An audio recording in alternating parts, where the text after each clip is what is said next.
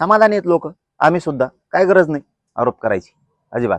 पण याच्यात आम्हाला संशय, याच्यात जर निघलं मग खेटाखेटी होणार. दादा तुमचं हे साखळी उपोषण जे आहे ते किती दिवसांचं असणार आहे आणि तुम्ही मुंबईला केव्हा जाणार असाल तर म्हणजे पहिल्यासारखेच कोटीनं मराठा घेऊन जाणार?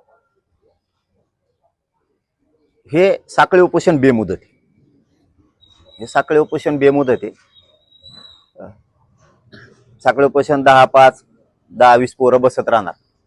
आम्ही काही गावं निवडणार आहेत, त्या गावाचे लोक रोज 10-5 येऊन बसणार. साखळी उपोषण सुरू होणार आणि हे लोन हळूहळू राज्यात प्रत्येक गावात सुरू होणार.